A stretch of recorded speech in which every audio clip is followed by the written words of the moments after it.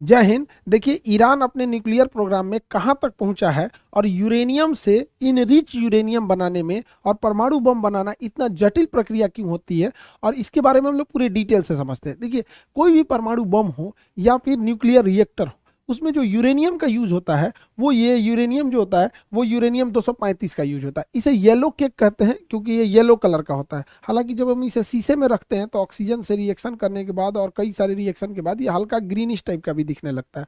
Uranium को हम लोग आशा का धातु कहते हैं, आशा का धातु। और कई बार एग्जाम में जब ये पूछता है भविष्य का ईंधन, तो कंफ्यूज मत हो जाइएगा लोग, भविष्य का ईंधन हाइड्रोजन होता है। भविष्य का ईंधन हम लोग हाइड्रोजन को बोलते हैं, हाइड्रोजन को। और आशा का धातु का कर कहेगा तो यूरेनियम होगा। येलो केक भी होगा तो यूरेनियम। दुनिया का सबसे महंगा पदार्थ यूरेनियम है। हालांकि इसकी प्राइस का कभी कोई डिस्क्लोज किया नहीं इंटरनेशनल मार्केट में, हालांकि दुनिया का सबसे महंगा पदार्थ है। अब ये यूरेनियम इतना महंगा है क्यों? क्योंकि देखिए, यूरेनियम जो नेचुरल यूरेनियम मिलता है वो यूरेनियम 238 होता है, ये किसी काम का नहीं है। यूरेनियम 238 नेचुरल में मिलता है, वो 99.7% होता है, यानी लगभग जितना भी यूरेनियम हमें मिल रहा है वो हमारे किसी काम का नहीं है। यूरेनियम 99.3 होता है, 7 लिख दिए 3। अब ये जो हमें हमें जो प्राप्त करना है यूरेनियम 235 चाहिए। अब ये यूरेनियम 235 कितना चाहिए, कितना है प्रकृति में? 0.7%। यानी हमें 100 kg यूरेनियम मिलेगा ना, तो उसमें केवल 700 ग्राम हमें काम लायक यूरेनियम मिलने वाला है। ऐसे अगर परसेंटेज नहीं समझ में आ रहा है तब यहाँ पर, तो 100 kg में 700 ग्राम कितना अजीब हो जाएगा यहाँ पर। तो और दूसरी क्या है ना, दोनों मिक्स होता है। यूरेनियम 235 और यूरेनियम 238 दोनों मिक्स होता है। हमें 238 का काम नहीं है, हमें काम है 235 का। अब इसी को इंप्रूव कर दिया जाता है और 235 को जब एक्सट्रैक्ट करके बाहर निकालते हैं तो उसी के यूज करके हम परमाणु बम बनाते हैं। यही शकल है परमाणु बम की। या फिर उसको बिजली घर में बना के उससे बिजली बनाते हैं यहाँ पर। अब इसको कैसे हम लोग लाते हैं इसे समझते हैं। हम जो यूरेनियम मिला है हमें, उसमें 235 भी है और 238 भी है। 235 और 238 दोनों है। इन दोनों ही यूरेनियम को एक सेंट्रीफ्यूल नामक डिवाइस में डालकर, सेंट्रीफ्यूजल नाम के डिवाइस में डाल के गोल गोल घुमाया जाता है। अब जैसे दही में हम लोग ऐसे मथनी डाल के गोल गोल घुमाते हैं, मक्खन अलग हो जाता है, दही मलाई अलग हो जाता है, सेम वही चीज होता है जिसे हम अपकेंद्र बल या सेंट्रीफ्यूगल कहते हैं। तो इसके जो सेंट्रीफ्यूज होते हैं उसी में इसको गोल गोल घुमाया जाता है। इस गोल गोल घुमाने से फायदा ये होता है कि यूरेनियम 238 साइड में हो जाता है। यूरेनियम 238 जो है ये साइड में आ जाता है, और हमें जो जरूरत होती है यूरेनियम 235 की, ये यूरेनियम 235 बीच में चला जाता है और हम इस बीच वाले से निकाल लेते हैं। इन दोनों में आपस में दोबारा ना मिले और आसानी हो इसे हटाने के लिए, इसलिए इसमें यूरेनियम हेक्साफ्लोराइड नाम की गैस को अंदर डाल के उसके बाद इसे घुमाया जाता है। इसकी फिक्स स्पीड होती है कि इतने स्पीड पे घुमाएंगे तो एक्सट्रैक्ट अच्छे से होगा, और अगर स्पीड कम और ज्यादा होगी तो इसमें बहुत प्रॉब्लम आ जाएगा। ईरान ने भी ऐसे ही न्यूक्लियर प्रोजेक्ट बनाए थे, लेकिन उसके इस सेंट्रीफ्यूल के कंप्यूटर को इसराइल ने हैक कर लिया। जो कंप्यूटर इसे गोल गोल घुमा रहा था उसी को हैक कर लिया। अब वो स्पीड कभी बढ़ा देता था, कभी घटा देता था, कभी बढ़ा दिया कभी घटा दिया। तो उसे जो यूरेनियम 238 से यूरेनियम 238 से यूरेनियम 235, यूरेनियम 235 ये जो मिलना चाहिए ये उतनी अच्छी क्वालिटी का नहीं मिला। इसराइल कितना समझदार, कितना साफ दिमाग है उसका, उसने कहा कि अगर ब्लास्ट करेंगे तो सोच रहा है दोबारा बना लेगा। उससे ऐसा ना बनाते हैं कि कामे लायक ना रहे, उतना तगड़ा विस्फोट ना हो सके। तो ये इसराइल ने किया था, सेंट्रीफ्यूल की स्पीड को कभी बढ़ाता था कभी घटा देता था, कितना ऐसा करता था कि प्योरिटी ही उसमें नहीं रह पाती थी। तो इसराइल का प्रोग्राम जो ईरान के बेसिकली प्रोग्राम को रोकने के लिए ये सारी चीजें की गई थी। अब जो यूरेनियम हमें 235 मिलेगा, यूरेनियम 235, अब ये यूरेनियम 235 को और भी प्यूरिफाई किया जाएगा।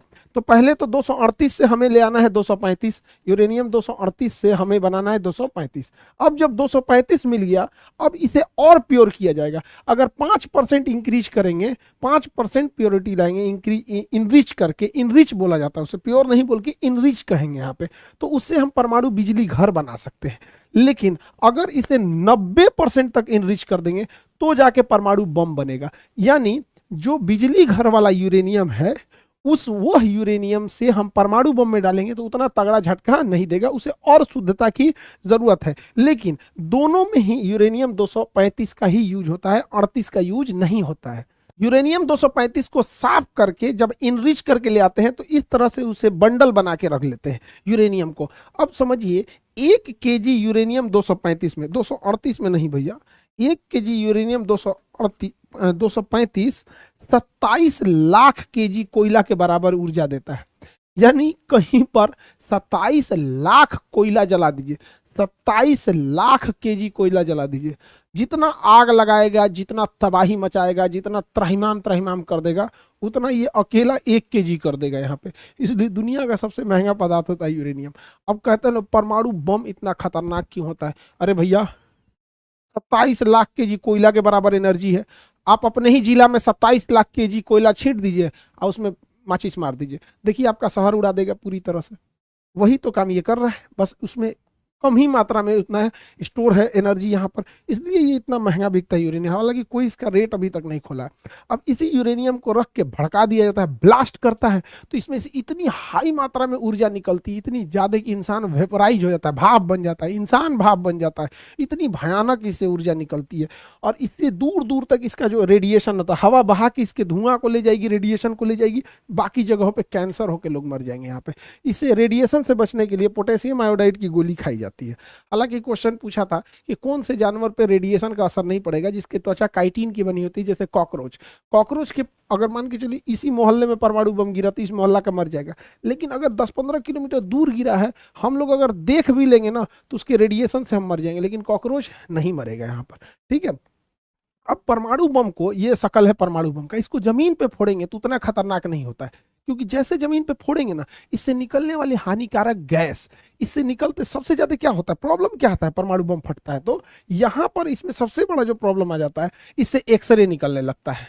और ये एक्सरे जो निकलता है लगभग 250 रोंटजन पे निकलता है। एक्सरे का मात्रक होता है रोंटजन, 250 रोंटजन पे एक्सरे निकल जाता है, जो बहुत खतरनाक होता है। हम लोग जो एक्सरे कराते हैं वो लगभग 6 रोंटजन 10 रोंटजन इस तरह से होता है। 250 रोंटजन पे कोई बचेगा नहीं, पूरा मांस फाड़ के निकल जाएगा। और इसके बाद इसमें से गामा रेज निकलती है, गामा रेज। अब ये गामा रेज जो होती है ये इतनी घातक होती है कि हमारी कोशिकाओं को मारने के लिए गामा रेज का यूज किया जाता है। बहुत हल्की मात्रा के गामा रेज का यूज जिस एरिया में कैंसर होता है उसे मारने के लिए किया जाता है कि कैंसर मर जाए, लेकिन इतना हाई पावर का इसमें से गामा रेज निकलता है कि पूरी शरीर मर जाती है यहाँ पे। तो ये दो ही खतरनाक रेडिएशन होती है। और सबसे ताज्जुब की बात यह है कि ना हम लोग गामा रेज को देख सकते हैं, गामा रे भी हमें नहीं दिखाई दे सकता है, और ना ही हमें एक्सरे दिखाई दे सकता है, तो हमें दिखेगा ही नहीं, अचानक आर पार होकर मर जाएगा आदमी यहाँ पे। यही खतरनाक, जैसे कोरोना कहाँ हम लोग को दिखता था, अचानक किसी को हुआ कोरोना मर गया यहाँ पे, तो वही होता है यहाँ पे। अगर गामा रेज लग गया तो पता ही नहीं चलेगा वो क्या हो गया, 10-15 दिन बाद, 1 हफ्ता बाद आदमी मर जाता है। तो परमाणु बम एक तरह का विस्फोटक घातक नहीं होकर यह एक प्रकार का प्रदूषण है, जिसे नाभिकीय आपतन कहते हैं, न्यूक्लियर फॉलआउट कहते हैं। इस जमीन पे अगर पटका गया तो इसके जितने रेडिएशन है हानिकारक, उसी मोहल्ले में, घर द्वार, गली कुची में भस जाएगा और दूर तक खतरनाक इसका असर नहीं जाएगा। इसलिए जब भी परमाणु बम को ड्रॉप किया जाता है तो इसमें एक डेटोनेटर लगाया जाता है, और वो डेटोनेटर हाइट को नापते रहता है, बैरोमीटर से सेट रहता है कि जब वो 600 मीटर की ऊंचाई पर शेष रहता है तो इसी ऊंचाई पे ब्लास्ट किया जाता है। कभी भी जमीन पे ले आके परमाणु बम को नहीं ब्लास्ट किया जाता है। तो जापान और हिरोशिमा पे भी जो गिरा था वो 600 मीटर के हाइट पे गिरा था, ताकि मैक्सिमम तबाही हो सके और उसका रेडिएशन पूरे चारों ओर फैल जाए, और इसका असर 30,000 साल तक रहता है। ये नहीं कि आज परमाणु बम फूट गया तो कोई दिक्कत नहीं, इसका असर रहेगा 30,000 साल तक। बहुत बुरा असर रहता है, उस एरिया के जीन, जेनेटिक्स, सारी चीज़ों को चेंज कर देता है। अब इसी को बनाने में लगा हुआ है ईरान। अब इंटरनल खबर है कि ईरान ये बना चुका है। जैसे भारत भी परमाणु बम बहुत पहले बना लिया था, लेकिन उचित समय नहीं आ रहा था परीक्षण करने की, पॉलिटिकल क्लियरेंस नहीं मिल रही थी। अटल बिहारी वाजपेयी के समय तो पूरी तरह से पॉलिटिकल क्लियरेंस मिल गया। उसी तरह ईरान लगभग बना चुका है, और इसके बनाने में हेल्प किया है तो रूस ने हेल्प किया है, क्योंकि रूस को पता है कि अगर ईरान चला गया तो फिर रूस के लिए खुला समर्थन करने वाला कोई देश नहीं आएगा, क्योंकि भारत बैलेंस करके चलता है, चीन को दुनिया से मतलब ही नहीं है। तो ईरान और ये बैलेंस, इसको रखना जरूरी है। अब ये ईरान अगर परमाणु बम बना भी लिया है तो उसका सबसे बड़ा दुश्मन इजराइल है। अब इजराइल के पास आयरन डोम है, अगर ये मिसाइल में भर के मारेगा भी तो इजराइल मार के गिरा देगा। तो इजराइल की एक कमजोरी, वो हाइपरसोनिक मिसाइलों को नहीं मार पाता है। हाइपरसोनिक मिसाइलें बहुत तेज गति से चलती हैं, उसे मार नहीं पाता है। तो रूस ने हाइपरसोनिक मिसाइल भी थमा दिया है ईरान को। अब ईरान कैसे कंफर्म करे कि वो हाइपरसोनिक मिसाइल सही में काम कर रहा है कि नहीं, या फिर इजराइल पे मारा और इजराइल उसे काउंटर कर पा रहा है कि नहीं। तो ईरान ने क्या किया, वही हाइपरसोनिक मिसाइल थमा दिया यमन के हूती विद्रोहियों के पास, और यमन के हूती विद्रोहियों ने यहां से चला दिया हाइपरसोनिक मिसाइल इजराइल पे, और इजराइल पे जाके गिर भी गया। अब समझो, उस मिसाइल में खतरनाक विस्फोटक नहीं है, तब ना इजराइल बच जा रहा है। अगर उसी में परमाणु बम भर दे और तब मार दे तो भैया तुम काउंटरे करके क्या करोगे, तो गिर गया वहां पर। तो ये बड़ी खतरनाक इन दोनों देशों के बीच परमाणु हमला का डर है। यहाँ पे इजराइल के पास पहले से परमाणु है। हमारे लिए भी ईरान बहुत जरूरत की चीज है, हमारे लिए रूस भी जरूरत है। इंटरनेशनल रिलेशन में हमारा कोई नहीं होता है। जब हमारे ऊपर ताज होटल पे हमला हुआ, अजमल कसाब ने नंगा नाच करा दिया था मौत का वहां पर, और तबाही तबाही हो गई थी। आपको जान के ताज्जुब होगा, इजराइल ने अजमल कसाब को आतंकवाद की श्रेणी में नहीं डाला था। और वो डाला कब, इस साल डाला है, जब उसके यहाँ पड़ा है तब। 15 साल तक भारत ने, 16 साल तक रिक्वेस्ट किया कि भैया अजमल कसाब तो आतंकवादी है। तो इजराइल ने कहा कि भाई हम काहे को दुश्मनी ले पाकिस्तान के आतंकवादियों से।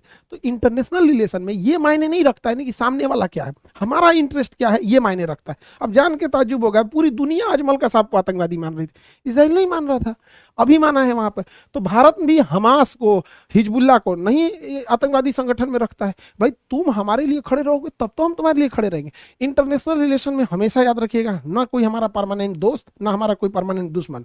नरेंद्र मोदी जब गुजरात के चीफ मिनिस्टर थे तो अमेरिका ने उन पर ये गुजरात दंगों का एलिगेशन लगा के अमेरिका में घुसने पे प्रतिबंध लगाया था, कहता वीजा ही नहीं देते हैं यहाँ पे।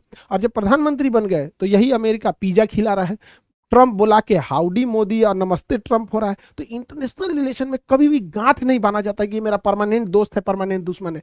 ईरान का सबसे अच्छा अगर कोई दोस्त था तो खोमैनी से पहले इजराइल ही दोस्त था उसका सबसे अच्छा।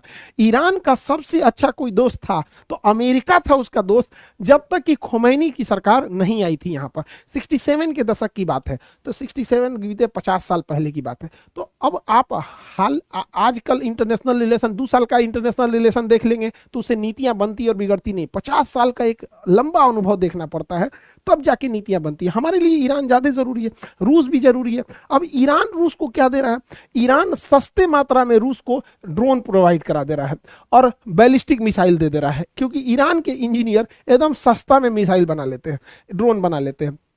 अब ये ड्रोन से बौछार कर दे रहा है यूक्रेन में। तो इजराइल, रूस को भी फायदा है ईरान से, ईरान को भी फायदा है रूस से। अब यहाँ ईरान के हथियार को यूज कर रहा है ये यूक्रेन के खिलाफ, और ईरान रूस के द्वारा दिए गए हथियार को ईरान यूज कर रहा है इजराइल के खिलाफ। तो दोनों में म्यूचुअल दोस्ती है यहाँ पर। हालांकि अगर देखेंगे इजराइल को तो इजराइल बहुत ताकतवर है और उसकी खुफिया एजेंसी एकदम बेरहम की तरह मारती है। इजराइल अपने दुश्मनों के साथ कोई मर्सी नहीं करता है, और ये हकीकत है। इजराइल अगर कमजोर पड़ेगा तो इजराइल का कोई इंसान जिंदा नहीं रह सकता है।